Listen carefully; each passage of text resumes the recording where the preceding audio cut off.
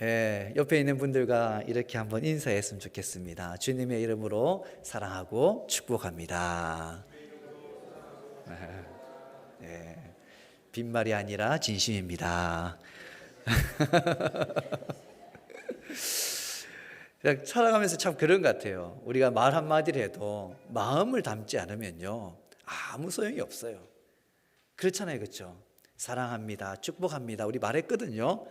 물론 이 말이 중요하긴 중요한데 그 말이 중요한 만큼 그 말에 무게를 실지 않으면, 이 마음을 담지 않으면요, 아무 소용이 없다라는 거예요. 오늘 말씀의 제목이 위대함을 꿈꿔라, 이렇게 제목을 잡아봤는데요. 책을 보다 보니까 그 기업을 경영하는 분들, 한 회사를 경영하는 게 얼마나 어려운 일입니까? 그 회사를 경영하는 그 수많은 CEO들, 회장들, 사장들, 그분들에게 읽혀지는 그 바이블 같은 책들 있잖아요. 그 가운데 어떤 책이 있냐면요, 좋은 기업을 넘어 위대한 기업으로, 이런 책이 있습니다. 이 책을 쓴 분이 짐 콜린스가 쓴 책인데요.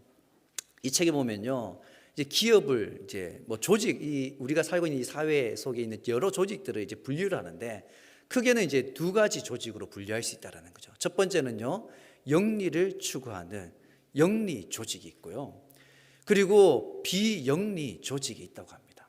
이 영리 조직의 가장 우선이 되는 목표가 뭐냐면요, 바로 이윤 창출인 거예요. 물건을 팔든지 음식을 팔든지 뭘 하든지 간에 이윤을 내지 않으면 안 된다라는 거죠. 이윤을 내기 위해서 그 영리 조직들은 존재한다라는 겁니다. 그렇다면 비영리 조직, 우리 교회는요, 영리 조직입니까? 비영리 조직입니까? 뭐 각자 이제 보는 눈이 다를 수 있겠지만 이 사람의 분류를 보면요, 비영리 조직에 속하더라고요. 이 비영리 조직이 가지는 가치, 이 목표는 무엇이냐면은, 그것은 바로 그 조직이 가지는 핵심 가치, 그 핵심 가치에 따르는 그 사명을 이루는 것이 비영리 조직의 목표라는 거죠. 여러분, 이 책에 보면은 짐 콜린스가 쓴 책 가운데 이 새롭게 이제 좋은 기업을 넘어 위대한 기업으로, 이 책의 중보판으로 좋은 조직을 넘어 위대한 조직으로, 이런 책이 새로 나왔거든요. 그 책에 보면은 이런 이제 도표가 하나 있습니다. 도표 하나 보이시면 되겠는데요. 여러분 한번 보시기 바랍니다. 여기 이제 두 그룹이 나오는데요. 첫 번째 그룹, 두 번째 그룹의 공통점이 뭐냐면요, 그 처음은요, 좋기는 하지만 위대하지 않는 조직이라는 거예요. 좋기는 하지만, 이 우리 회사가 좋고 우리 조직이 좋긴 좋은데 위대하지는 않는 조직이, 저렇게 두 조직이 있는 거예요. 그런데 어느 순간 한 병목적을 만나가지고 어떤 조직은요, 어떻게 됩니까? 좋은 조직에서 위대한 조직으로 도약하는 그러한 조직이 있다라는 거예요. 반대로 좋기는 하지만 여전히 위대하지 않는 그러한 조직으로 머물러 버리는 조직도 있다라는 거. 그럼 이 둘의 차이는 그럼 과연 어디서 오느냐라는 거예요. 그 책을 가만히 읽어보니까 아주 이제 심플한데요. 뭐냐면은 이 의식의 차이, 생각의 차이 때문에 이 두 조직이 나누어지더라는 거죠. 그 어떤 생각의 차이냐? 여러분 다음 슬라이드 보시면요, 좋은 것은 큰 것, 위대한 것, 즉 거대한 것의 적이다라는 이 생각, 좋다라는 거예요. 좋기 때문에 더 이상 변화가 필요 없는 거죠. 좋은 것에 머물러 버리니까 위대한 것을 상상해내지 못하는 겁니다. 그냥 좋은 것에 머무르고 그냥 좋은 그냥 하나의 회사로, 기업으로, 조직으로 그냥 끝나버리는. 반대로 좋은 것이 위대한 것의 적이구나라는 것을 알게 되어지면 위대한 것으로 나아가야 되겠다라는 그 생각을 가지게 되는 거죠. 이런 의식의 차이, 이 의식의 차이가 두 조직의 미래를 바꾸게 되어지더라는 것. 이 짐 콜린스의 이 이론은요, 회사나 기업이나 조직에 대응할 수 있겠지만 각자 개인에게도 그대로 적용해 볼 수 있는 이론이지 않습니까? 여러분, 우리 인간의 몸은 평균적으로 18세, 20세가 되면요, 성장을 멈춘다고 합니다. 성장이 멈춰버린 이 인간. 그런데 이 성장이 멈춰버린 인간의 그 모습을 바라보면서 가만히 생각해 보니까, 만약에 우리 인간의 몸이, 저 캐나다에 보면 이제 나무들이 엄청 우거져 있잖아요. 캐나다 보니까 나무들이 엄청 우거져 있는데 그 나무들처럼 끝없이 자라난다고 생각해 보시기 바랍니다. 우리 몸이. 여러분, 우리 교회 지붕이 생각보다 높잖아요. 이거보다 더 자라는 사람도, 끝없이 자라는 사람도 있을 거예요, 분명히. 근데 어떻게 보면 우리 인간의 몸이 한 18세에서 20세 정도에 딱 성장을 멈춘 거는 어떻게 보면 복이 아닌가 싶어요, 저는요. 끝없이 우리 인간의 몸이 자란다고 생각해 보시기 바랍니다. 그런데 우리 인간의 몸은 자라지 않는 것이, 어느 정도 성장하고 자라지 않는 것이 우리의 복이라고 생각할 수 있지만, 우리 인간의 마음과 생각은 계속해서 성장해 가야 된다는 거예요. 예전에 백세 철학자 김영석 교수님 제가 만난 적이 있었거든요. 만나서 이렇게 이런저런 이제 대화를 나눌 수 있는, 참 이게 저에게는 기회였죠. 그런 기회가 잘 없는데 그 기회를 통해서 이렇게 교수님과 만나서 이런저런 이야기를 나누는데, 100세가 넘으신 그분이 눈이 아직까지도 초롱초롱한 겁니다. 그러면서 이런 이야기를 합니다. 어떤 사람이 청춘이고 어떤 사람이 청년이라는 거예요. 나이가 젊다 할지라도 성장하기를 멈춘 사람은요, 늙은 사람이라고 정의하더라고요. 반대로 나이가 많이 있다 할지라도 계속해서 배우고 성장해 가는 사람은 청년이라는 거예요. 그 백세철학 김영석 교수님이 그렇게 청년의 정의를 해주시더랍니다. 여러분 어떻게 생각하십니까? 여러분 개인적으로 한번 자신 한번 돌아보시기 바랍니다. 나는 지금 또 성장하고 있는가? 나는 계속해서 배우고 성장하고 있는가? 이 정도면 됐지. 나는 여기가 좋은데 뭐. 여기 그냥 머물러 있진 않는가? 위대한 자신을 꿈꾸고 있는가? 여러분 자신을 돌아보시기 바랍니다. 좋은 곳에 머물러 버리면 위대한 나와 만날 기회를 놓쳐버리게 되는 겁니다. 여러분 개인적으로 이 사회를 살아가는 동안에 저는 여러분들이 정말 이 사회를 변화시킬 만한 그러한 영향력 있는 사람들이 되기를 간절히 바랍니다. 여러분 아멘이십니까? 여러분 우리가 누굽니까? 하나님의 자녀인데 이 세상을 변화시키라고 주님 우리를 이곳에 보내셨지 않습니까? 그 위대한 일을 우리 감당해야 되거든요. 영적으로도 여러분 똑같지 않습니까? 신앙생활을 30년, 40년 하다 보면요, 영적으로 성장을 멈춰버립니다. 섬길 만큼 저 다 섬겨봤어요. 배울 만큼 배웠고 할 만큼 다 해봤다라는 거죠. 그러고 나면요, 성장을 멈춰버리게 됩니다. 여러분 정말 다 성장하셨습니까? 다 자라셨습니까? 이젠 더 이상 영적으로 성장할 곳이 없습니까, 여러분? 에베소서 4장 15절 말씀 여러분 한번 같이 한번 보시기 바랍니다. 에베소 4장 15절 말씀 같이 읽겠습니다. 오직 사랑 안에서 참된 것을 하여 범사에 그에게까지 자랄지라. 그는 머리니 곧 그리스도라. 아멘. 여러분 우리가 어디까지 자라가야 됩니까? 그리스도에까지 자라가라. 여러분 따라해 보시기 바랍니다. 그에까지 자랄지라. 여기서 그는 예수 그리스도이지 않습니까? 여러분 예수 그리스도만큼 우리가 영적으로 성숙한 사람입니까? 하나님의 뜻을 알고 분별하고 그렇게 예수 그리스도께서 감당하신 그 일들을 지금 우리가 감당하고 있냐라는 거예요. 아직까지 우리는 배워야 하고요, 아직까지 우리는 섬겨야 하고요, 아직까지 우리가 해야 할 일들이 너무 많다는 사실을 여러분 기억하시기 바랍니다. 여러분 개인적으로 이 말씀이 얼마나 저에게 도전이 되는지, 여러분 교회도 똑같지 않습니까? 성장을 멈춰버린 교회는요 늙어갈 수밖에 없습니다. 여러분 우리가 살고 있는 아보츠포드 지역에 한인교회 몇 안 되지 않습니까? 몇 안 되는 한인교회 가운데 우리 교회는 분명 좋은 교회입니다. 여러분 믿으십니까? 예, 제가 오니까요 성도들이 이제 1년 전이죠. 1년 전에 제가 오니까 성도들이 좋은 교회 잘 오셨습니다 이렇게 이야기하더라고요. 여러분 제가 생각해도 와서 보니까 참 좋은 교회예요. 이 좋은 교회니까 제가 이제 목회를 함에 있어가지고 이 정도면 됐지. 여기 뭐 좋은데 뭐. 좋으니까 그냥 이 정도 목회하면 뭐 여기 적당히 맞춰서 목회하고 말지. 왜 여러분 제가 이런 목회자가 되었으면 좋겠습니까? 아니면 끝없이 성장해가는, 정말 이 교회를 더 아름답게 부흥시켜가는 그런 목회자가 되기를 바라십니까? 아마 성도들의 똑같은 마음이 우리 목사님이 열심히 목회 잘해가지고 우리 교회가 성장하고 부흥하고 계속해서 성장해가는 좋은 교회를 넘어서 위대한 교회가 되기를 여러분 다 바라고 계실 겁니다.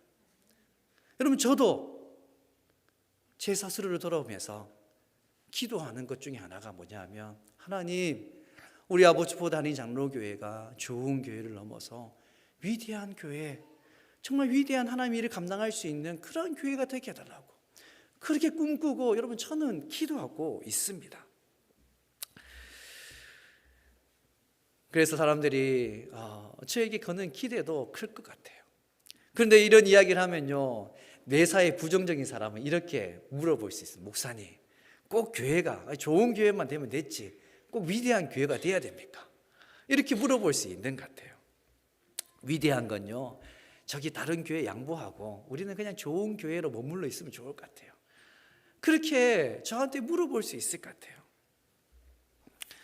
제가 가끔씩 이렇게 청년들을 이렇게 상담하다 보면 청년들 중에서 교사를 하고 싶어하는 선생님이 되고 싶어하는 청년들 있지 않습니까?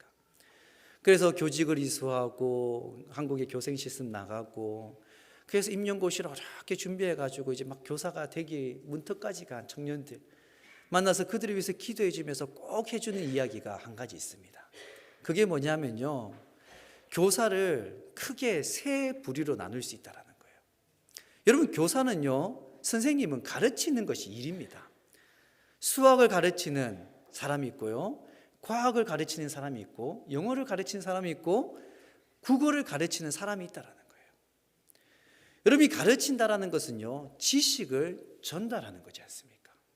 그래서 교사로서 첫 번째 교사는요, 지식을 잘 전달해 주는 교사가 있습니다. 어떻게 보면은 수학 선생님이니까 수학을 잘 가르치는 거 너무 중요하지 않습니까? 이 지식을 전해주는 교사가 있다는 거예요. 두 번째 교사는 어떤 교사일까요? 두 번째 교사는요, 그 학교 현장에서 만나는 학생들에게 지식만 전하는 것이 아니라 인생을 가르치는 교사가 있다는 거예요. 그래서 한 사람의 그 인생에 큰 변화를 줄 수 있는 교사, 그런 교사들이 있지 않습니까? 그뿐만 아니라 마지막 세 번째 교사가 있는데요, 세 번째 교사는 어떤 교사냐면요, 한 영혼을 살리는 교사들이 있다는 거예요. 예수 그리스도의 사람으로서, 하나님의 사람으로서, 하나님 백성으로, 하나님의 그 자녀답게 너 학교 현장에 가거든 학교 현장에서 만나는 그 아이들, 그 영혼을 살리는 교사가 되라라고, 그렇게 단순하게 지식을 전하는 거예요. 지식을 전하는 건 기본이지 않습니까? 그것을 넘어서 인생을 변화시키는 것뿐만 아니라 그 한 영혼을 살리는 교사가 되었으면 좋겠다, 그렇게 청년들에게 도전해줬다. 그런데 영혼을 살리는 일, 여러분 우리가 잘 알지 않습니까? 이 세 명의 교사 중에서 어떠한 교사가 위대한 교사일까? 저는 영혼을 살리는 교사가 위대한 교사라고 생각합니다. 왜냐하면 영혼을 살리는 것은요, 정말 이 땅에서 잠깐 살아가는 동안에 유익한 것이 아니라 영원토록 유익한 것이기 때문이죠. 그래서 영혼을 살리는 일은요, 위대한 일이라는 사실을 여러분 기억하시기 바랍니다. 오늘 이 말씀, 오늘 목사님이 도대체 이 출애굽기 26장의 이 말씀으로 도대체 무슨 말씀을 하려고 하나 아마 엄청 궁금하실 거예요. 그런데 여러분 한번 읽어보니까 이해가 되십니까? 다시 읽어봐도 이해되지 않을 거예요. 제가 이제 좀 설명해 드리겠는데, 오늘 이 말씀은요, 하나님께서 이스라엘 백성들이 출애굽하고 나서 그 성막을 지으라고 명령하지 않습니까? 하나님의 그 임재의 상징인 그 성막을 짓는데, 그 성막의 많은 부품들 가운데, 많은 구성품들 가운데 이 널판, 이 성막 벽체를 감싸는 그 널판을 어떻게 만들 것인가, 그것을 말씀해 주는 말씀이에요. 가만히 보면요, 48개의 널판을 만들라고 말씀합니다. 그 48개를 받쳐주는 96개의 음받침도 만들라고 하죠.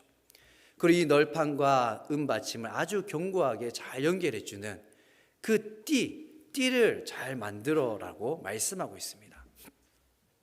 우리가 보지 않았지만 이 성막이라는 것이 아마 사진으로 본 적이 있을 거예요. 그 성막은 어떻게 생겼냐면요, 모양으로 따지면 직사각형으로 이렇게 생겼습니다.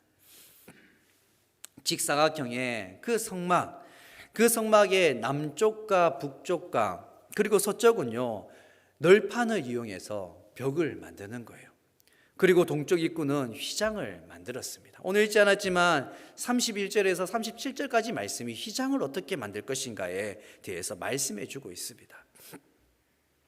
여러분, 우리가 잘 알고 있는 것처럼 이 성막은 구약의 성막은 신약의 예수 그리스도의 모형이기도 하고 신약 시대의 교회의 모형이기도 합니다. 예수 그리스도를 머리로 하는 주의 몸된 교회의 모형 같은 그 구약의 성막을 세움에 있어서 잊지 말아야 될 핵심 원리, 그 핵심 원리가 무엇인지 오늘 본문을 통해서 하나님께서 분명하게 우리에게 말씀해 주고 있습니다. 여러분, 30절 말씀인데요, 우리 같이 한번 같이 보겠습니다. 30절 말씀. 너는 산에서 보인 양식대로 성막을 세울지니라. 아멘. 어떻게 성막을 세우라 말씀하고 있습니까? 너는 산에서 보인 양식대로 성막을 세우라 라고 말씀하죠. 이 말씀은 모세를 향한 하나님의 엄중한 말씀이지 않습니까? 산에서 보인 양식 그대로 성막을 만들라고 합니다. 왜 이렇게까지 하나님께서 모세에게 한치의 오차도 없이 성막을 하나하나 부품은 어떻게 만들고 나무는 어떻게 만들고 휘장은 어떻게 만들고 물두멍은 어떻게 만들고 아주 구체적으로 하나하나 정확하게 말씀해 주셨을까? 그 이유를 이게 성경 속에서는 찾을 수 없더라고요. 그런데 가만히 그 광야라는 그 환경, 지금 이스라엘 백성들이 어디에 있는지를 가만히 생각해 보면 그 이유를 몇 가지 유추해 볼 수 있는 것 같아요. 그 첫 번째는요, 성막을 건축하다 보면은 편의에 따라 가지고 건축 방식이나 건축의 재료가 바뀔 수 있기 때문입니다. 이 편한 것을 쫓아가는 거죠. 광야가 어떤 곳입니까? 건축 재료를 하나 구하기 쉽지 않은 곳이 여러분 광야이지 않습니까?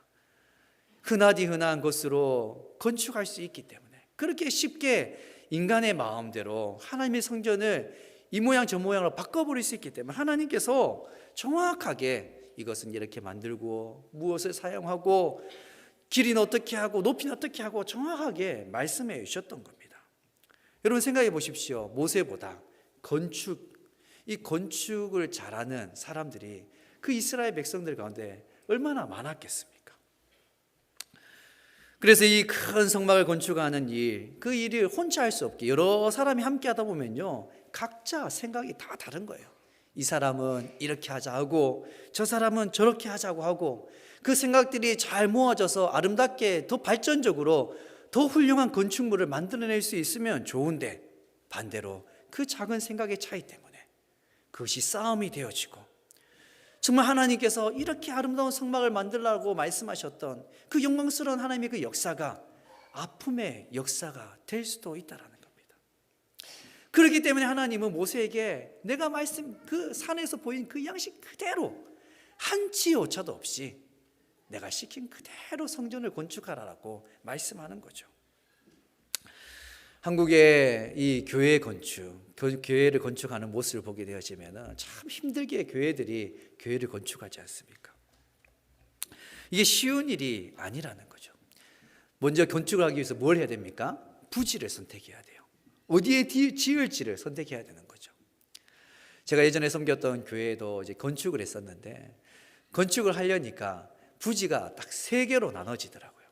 어떤 사람은요 이렇게 이야기합니다. 원래 있던 이 건물이 있는 이 자리에 건물을 허물고 새로 짓자라는 그런 사람들이 있는 거예요. 그리고 옛날에 교회를 짓겠다라고 이미 사놓은 땅이 있는데 그래도 그 땅을 이미 사놓았으니까는 거기 짓자라는 사람이 또 있었어요. 또 반대로 지금 이 지역에 새로운 도시가 들어오는데 저 종교 부지 하나 받아가지고 저기 짓자는 사람이 있는 거예요. 여러분 부지 하나 선택하는 것도 이렇게 어렵더라고요. 부지 선택이 끝이 나면요 설계를 해야 되겠죠. 설계하는 과정, 그리고 실제적으로 건축을 쫙 해가는 과정, 그리고 건축을 마무리하고 온 성도들이 함께 그 성전에서 첫 예배를 드리는 그 입당 예배, 여러분 얼마나 영광스러운 일입니까? 하지만 이 영광스러운 하나님의 그 일이 사탄의 놀이터가 될 수도 있다라는 거죠. 그래서 교회 건축이라는 큰 일을 끝내고 나면 다음 세 가지가 교회 안에 이제 일어난다고 합니다. 첫 번째는요, 교회가 부흥하게 되는 경우예요. 온 성도들이 함께 눈물로 성전을 세우고 나니 정말 얼마나 그 교회가 값진 교회입니까? 함께 정말 아름답게 헌신해서 교회를 아름답게 부흥시켜가는 교회들이 있다라는 거예요. 두 번째는 어떤 교회냐면요, 목회자가 쫓겨나는 교회들도 많다고 합니다. 열심히 성전을 짓고 나니까 목사님들이 쫓겨나는 거예요. 왜 쫓겨날까? 가만히 생각해 보니까요, 성도들은 와서 목사님 이거 하면 어떻습니까? 저거 하면 어떻습니까? 이렇게 이야기하거든요. 그래 목사님들은 대부분 이건 이래서 안 되고 저건 저래서 안 돼요. 어쩔 수 없이 이제 자꾸 이제 안 된다라고 하는 거죠. 그래서 성도들 마음속에 목사님 왜 맨날 안 된다고 말까? 또 그런 생각이 드는 거죠. 이런저런 이유 때문에 성도들과 또 교회 중직자들과 갈등이 생겨서 결국 그것이 이렇게 문제로 남아 있다 보니까는 결국 목회자가 쫓겨나는 경우들. 세 번째는요, 목회자가 병이 든다고 합니다. 왜 그럴까 가만히 생각해 보니까 이 말 저 말 너무 많은 말을 했다 보니까 스트레스를 너무 많이 받아가지고 병이 든다라는 거죠. 여러분, 교회 건축 너무 영광스러운 일이지만 그만큼 힘든 일이기에 하나님께서 모세에게 단 하나의 조건, 아무 말도 듣지 말고 누구의 말도 듣지 말고 너는 내가 산에서 보여진 그 양식 그대로 성막을 세워야 돼, 이렇게 말씀했던 겁니다. 눈에 보이는 우리 아보초보대 한인 장로교회를 한번 보시기 바랍니다. 제가 오늘 주보 칼럼에 썼는데 제가 처음 오니까 여기 위에 있는 등이 껌뻑껌뻑 끓이더라고요. 아무도 저기 올라갈 수가 없어가지고 한 3, 4주 그냥 껌뻑껌뻑 끓인 데에 예배를 드렸어요, 우리가요. 이 이제 천장에 달렸던 등들은 오래된 등들이라 뭐 예쁘고 좋은 등이었어요, 분명. 하지만 이 오래된 등 부품조차도 어디 구할 수 없어서 깨진 대로 그대로 방치해뒀던 등들이 그대로 달려있지 않습니까? 여러분, 교회의 이제 겉모습을 한번 보시기 바랍니다. 그 모습은요, 이제 찾아볼 수가 없을 만큼 교회가 완전히 바뀌었습니다. 그런데 이제 더 중요한 것은 여러분, 지금부터라는 거 여러분 잘 알지 않습니까? 우리가 어떻게 주의 몸된 교회를 함께 세워갈까? 지금부터가 더 중요하다라는 거죠. 하나님의 영광을 가득해야 될 이 성전을 우리는 어떻게 세워가야 될까요? 여러분, 인간적인 생각이 아니라 하나님이 원하시는 그 모습, 모세에게 하나님께서 산에 보여주신 그 모습 그대로 모세가 성막을 지었던 것처럼 우리 아보초보대 한인 장로교회가 정말 하나님이 기뻐하시는 하나님의 말씀 그대로 이 땅에 아름답게 세워져 가기를 간절히 바랍니다. 어떻게 하면 우리의 몸된 우리 교회를 그렇게 하나님 기뻐하시는 모습으로 세워갈 수 있을까? 그 시작은 바로 기도라는 사실을 여러분 기억하시기 바랍니다. 여러분, 교회는요 말로 세우는 게 아니에요. 교회는 기도와 눈물 그리고 우리의 헌신으로 함께 세워가는 것입니다. 이것을 너무나 여러분 저는 너무나 잘 알고 있거든요. 제 아버지가 건축하는 것도 봤고 또 제가 섬겼던 교회가 2번이나 건축을 했으니 제가 건축하는 과정을 너무나 잘 봤거든요. 그래서 원래 저부터 아내와 함께 우리 교회로서는 감당하기 힘들 만큼의 큰 공사를 해야 되는데 아내와 함께 하나님께 은혜를 구하자고 새벽에 나와서 아무도 나오지 않지만 아내와 함께 그 둘이서 그렇게 기도하기 시작했던 겁니다. 기도하고 또 기도하고 또 기도하면서 눈물로서 이 성전을 새롭게 하는 그 일을 준비했던 거죠. 지난 월요일, 화요일, 수요일은요 진짜 너무 피곤하더라고요. 제가요 집에 들어가는 시간이 밤 11시, 12시였어요. 항상 그게 얼마나 피곤하든지 잠시 책상에 앉아서 이 말씀을 준비하고 말씀을 읽을 시간도 없더라고요. 그래서 이 아침부터 저녁까지 우리 장로님과 함께 현장 감독을 하고 결정해야 될 결정하고 그렇게 하루를 보내고 마지막 다 뒷정리하고 교회 문을 닫고 집에 들어가면 11시, 12시였던 거예요. 지난주 유일하게 집에 일찍 들어간 날이 목요일이었거든요. 목요일 날은 좀 일찍 들어갔어요. 공사 좀 일찍 마치고 다 끝나가지고 한 7시 반 정도에 아이들과 함께 가족들과 함께 오랜만에 같이 식사했습니다. 식사하고 앉아서 이제 뭐 좀 쉬다가 이제 잠을 자야 되는데 잠이 오지 않을 것 같은 거예요. 그리고 아내에게 이야기했습니다. 여보, 나 기도하러 교회 가야 되겠어. 기도하러 교회 가야 되겠다는 마음이 갑자기 마음에 들더라고요.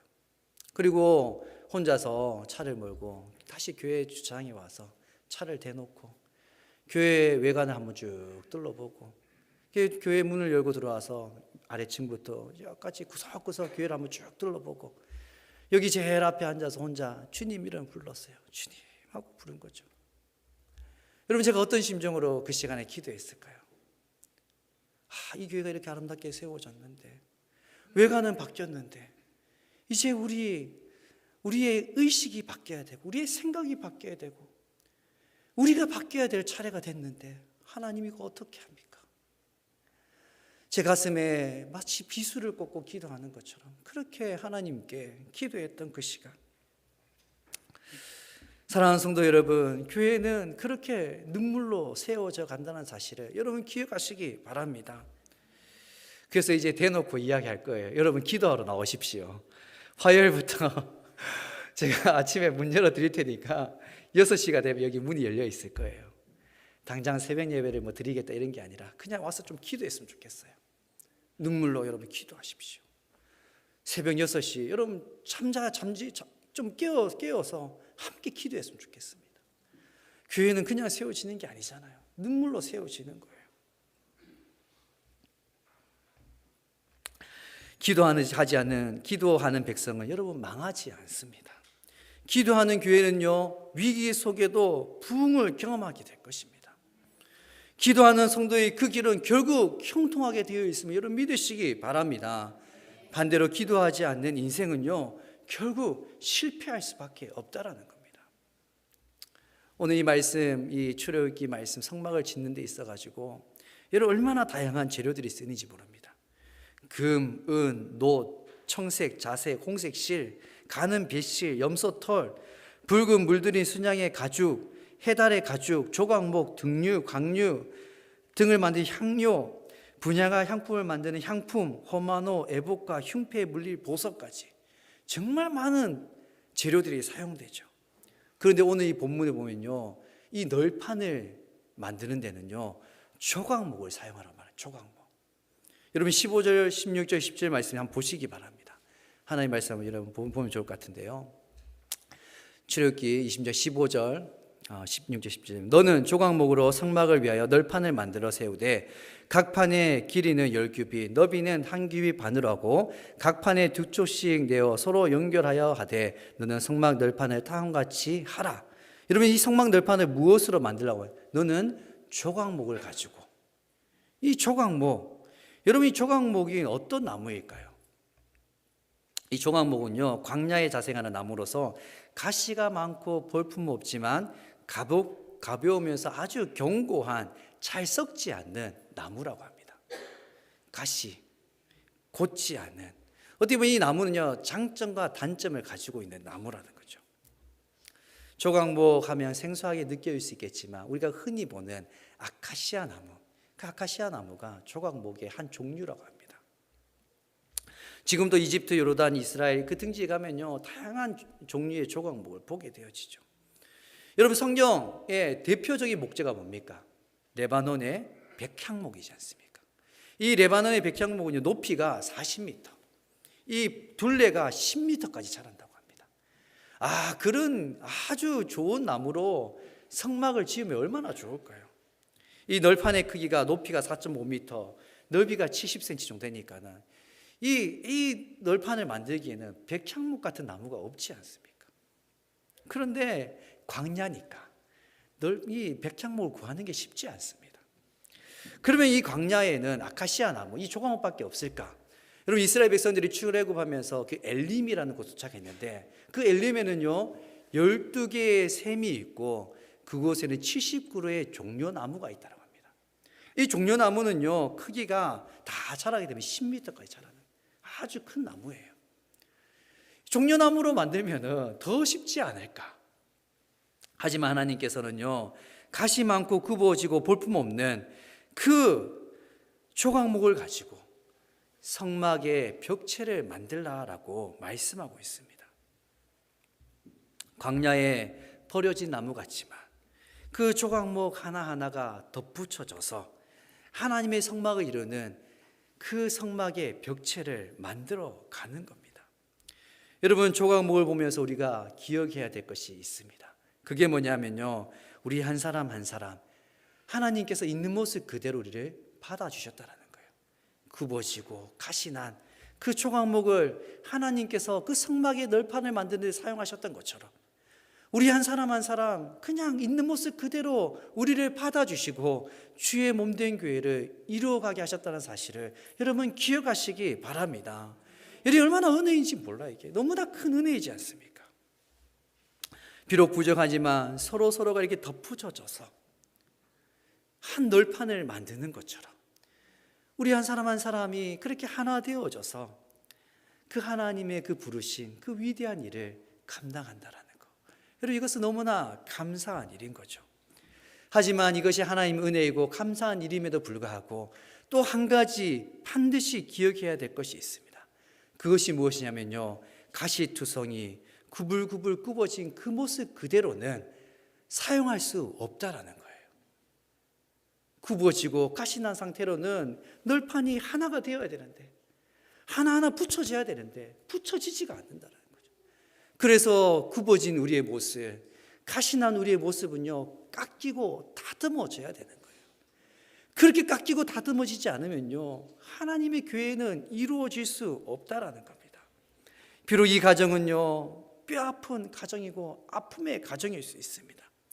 하지만 그 하나님의 그 선한 손길이 우리를 온유하고 겸손하신 그 예수 그리스도의 닮은 모습으로 그리를 빚어가시고 만들어 가셔서 우리를 아름다운 성전을 만들게 하시고, 아버지보다 하나님 장로교회는 우리 교회를 그렇게 하나님께서 세워가고 계시다는 사실을 여러분 기억하시기 바랍니다.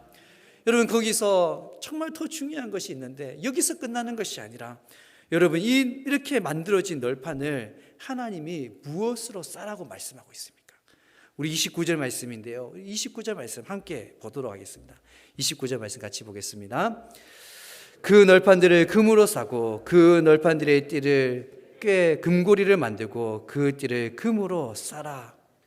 무엇으로 그 널판을 싸라고 말하고 있습니까?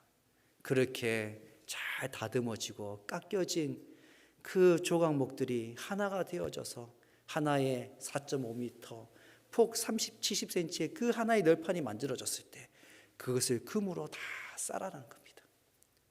여러분, 얼마나 이것이 영광스러운 모습입니까?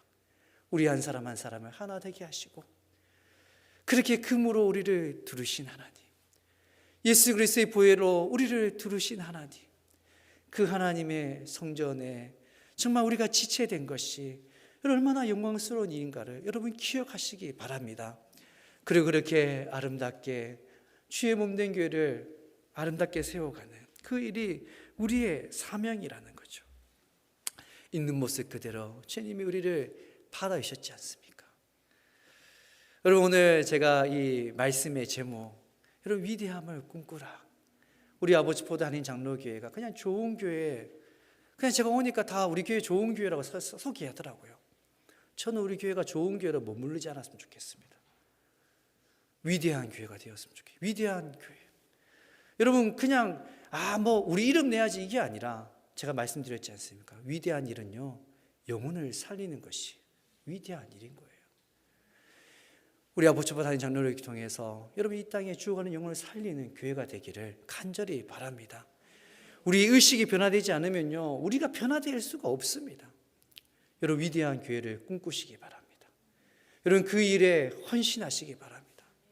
우리가 헌신하지 않으면 교회는 세워질 수 없다는 사실을 여러분 기억하시고 주님 다시 오시는 그날까지 정말 위대하게 하나님께 귀하게 쓰임 받을 수 있는 우리 모두가 되기를 간절히 바랍니다. 여러분, 이렇게 한번 옆에 분들과 인사했으면 좋겠습니다. 위대한 하나님 일에 함께 동참합시다.